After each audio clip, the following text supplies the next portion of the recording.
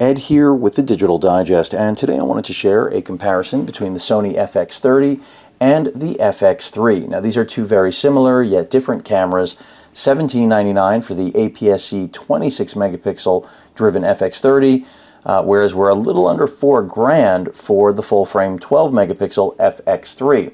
So what is the real difference between these other than the sensor performance? Well, the body basically identical on both of these cameras. The display on the FX30 is superior to that on the FX3. We've got a higher resolution display, so nearly 1 million more dots. You can absolutely see the difference, but you would never pick the FX30 over the FX3 for that. So let's talk about realistically why you would select it, and that's pricing. $17.99 for this body, whereas we're looking at $3,900 for this body. Granted, the full frame FX3 does come with the XLR handle, whether you like it or not. With the FX30, it seems Sony listened to customers and gave them the option. So $17.99 body alone. If you want the XLR handle, that bundle will set you back $21.99. Interestingly enough, basically the exact same price as the new ZV-E1. Unfortunately, that's not a comparison I can share with all of you today. So bodies are basically identical in every way. A little bit lighter, the FX30 body, than the FX3, but beyond that, you already know the only real difference you're going to notice is a better display. So let's talk about the sensor and actual performance. Because you have a full frame sensor on the FX3, you're not going to really experience a crop except for in 4K 120, and that's going to be incredibly minimal, 1.1 to be exact, whereas filming 4K 120 on the APS-C driven FX30 is going to be a 1.6 crop. Now that is a major difference, and that is one of the various things you will quickly learn about having the 26 megapixel APS-C sensor versus that 12 megapixel full frame FX3 sensor. So rolling shutter, that's another issue on the FX30. I would not say don't purchase this camera because of rolling shutter, but that's because I think it takes a lot to exacerbate it. But essentially, if you plan on panning, especially quickly, it's going to be noticeable on the FX30, whereas on the FX3, you're going to have better performance overall. Rolling shutter really a lot less of an issue with the FX3, if at all. Moving beyond that, an inherent advantage of having that full frame sensor on the FX3 means better low light performance as well as dynamic range. So the base ISO here being really not comparable to what you can do with the FX30, and that again just means in low light, this camera is going to shine and this camera is going to suffer. But that doesn't mean there are no advantages to having that APS-C sensor, because what it does equate to, just so everyone is clear on this, the FX30 does, it oversamples on the sensor. And so what that means is that it's actually taking 6K worth of video resolution and downsampling it to 4K resolution. So basically, every resolution you're going to shoot in with the FX30 until you hit, I would say, around 4K 60, you are actually going to get, in theory, more detail in your video, in your image, than you will from the FX3, simply because the FX3's full frame sensor just isn't capable. It doesn't go through a 6K capture that it then down converts to 4K. So as a result, again, up until 4K 60, the FX30 actually can deliver more detail in your video that you capture with it. But that still isn't going to be a selling point, in my opinion. It's really just that this thing does the job, and that's exactly what you expect from either of these cameras, but especially at that $17.99 price point versus the $3,900 price point, you do have to worry, does the FX30 deliver half the performance of the FX3? And the answer is absolutely not. In fact, I would say it gets somewhere around, in my experience, about 80%, if not more, depending on how you shoot. In fact, for some of you working in a studio, there's really going to be no difference other than, again, that crop, which is something the FX3 pretty much eliminates if that's going to be a nuisance for you. I don't think anybody welcomes it. And the other thing is your lens selection. And I say that because the FX30 is an APS-C body, that means inherently you can use APS-C lenses as well as full frame lenses, but the same cannot be said for the FX3. You can use any E-mount lens, of course, on any E-mount body, but with a full frame camera, if you start throwing APS-C lenses on it, they most likely will not work, or by way of essentially just a manufacturer, not defect, but rather phenomena, it might work, like the old 10 to 18 that I'm filming on right now.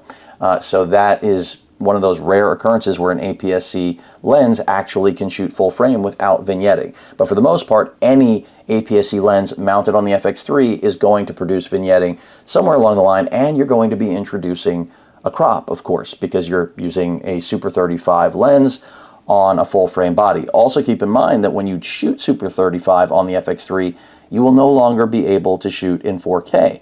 You will only have a full HD image. That is because the whole process of taking that Super 35 image from a full frame sensor equates to cropping in on that 4K sensor. And because the FX3 takes all of the image on its sensor to give you zero crop factor in 4K filming, as I mentioned, except for when you get to 4K 120, that means you will not actually be able to get 4K quality out of Super 35. So if this was something with a lot more megapixels, that would be a different story. But because we have 12, that is an inherent, I won't say downside or flaw, it's just what you're working with and understanding. So again, even though E-mount lenses work with both of these cameras, you will have more flexibility between the full frame and APS-C world working with something like the FX30 than something like, again, the FX3.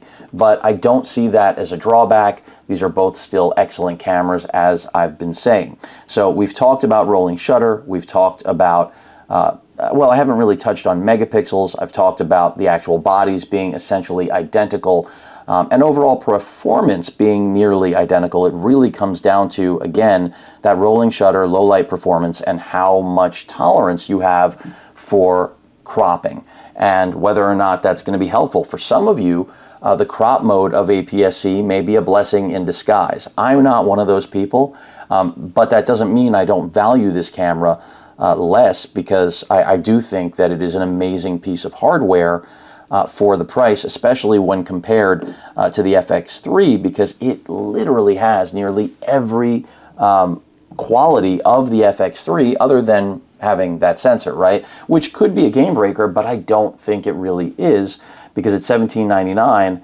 again, if you're shooting with this mostly in studio or even outside, as long as you have the proper lighting conditions, you're not going to see the FX30 really suffer.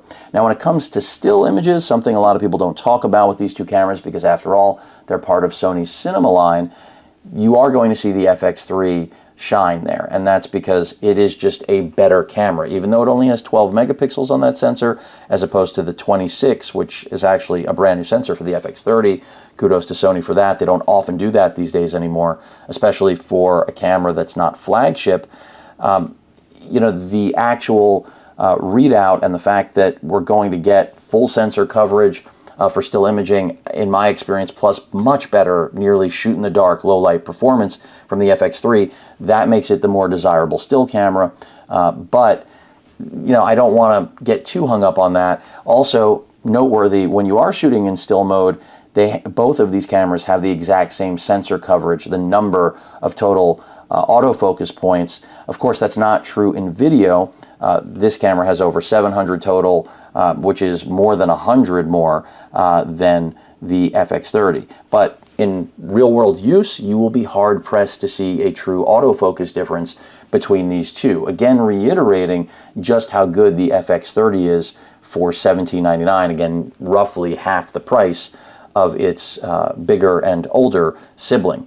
And that really brings me to my conclusion about these two cameras in this comparison. I think if you have the budget, it's obvious the FX3 doesn't really have any downsides other than pricing. So if budget is not a concern, the FX3 is the winner. I mean, overall, this is going to deliver better performance in essentially every facet that this cinema camera has to offer, other than the fact that it does literally have an inferior display. But beyond that, again, handling, the actual performance of the camera, both in, most importantly, video, secondary still, it will do better than the FX30 in just about every situation. However, in situations where lighting is not an issue, you're going to be hard-pressed to see a true quality difference between these two.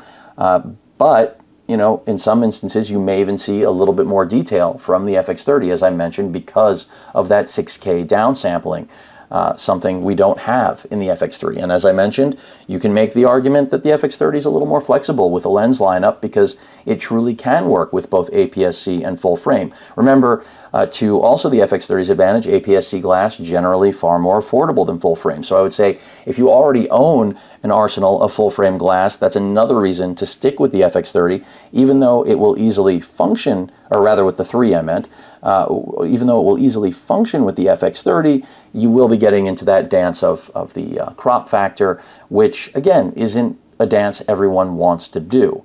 And that's something I personally, that's the situation I was in when the FX3 launched. I had essentially all full frame glass, so it was a no-brainer. But had the FX30 launched alongside of it, I would have been pressed, I would be in a much more difficult decision-making process, because even though I didn't have a lot of APS-C glass anymore, the savings by going with the FX30, again, just for my YouTube channel, I would have easily been able to pick the APS-C lens of choice and still have headroom in terms of the overall savings instead of spending nearly $4,000, really $4,000 after tax, with the FX3.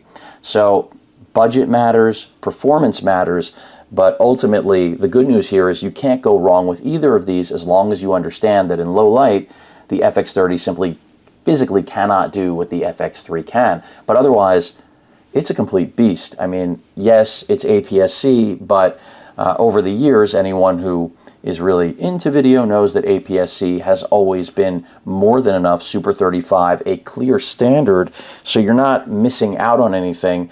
You know, many people have said the 4K 120 on the FX30 suffers quite a bit compared to the FX3, and I would agree with that.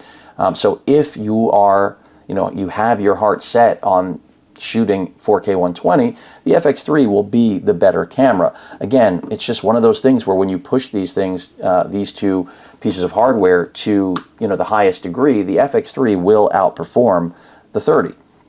But just as a reminder, we have the same two card slots, support for compact flash express type A, just as we do with the FX3. I mean, now with the firmware update, both of these cameras, you can see my Angelbird 1TB in there right now.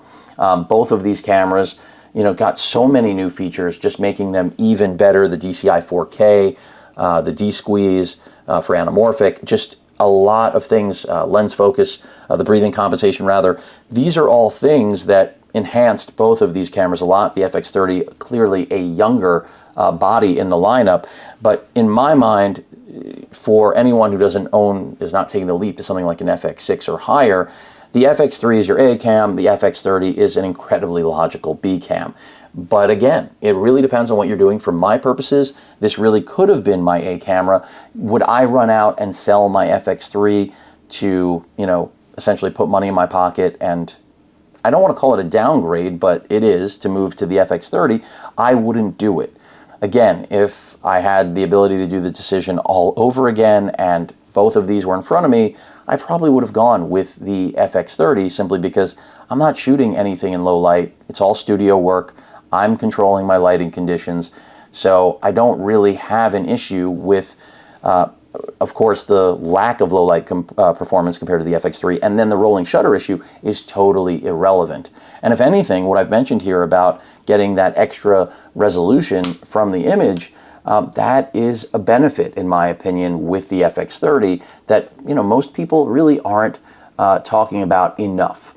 Just a quick run through again on the menu. That's identical as well. So it's just another reason that you're not going to look at the FX30 and say, what am I sacrificing? So this should be really obvious for anyone shopping this camera at this point, that, you know, you are dealing with a camera that has virtually every single feature the FX3 has, and an identical body, half the price point.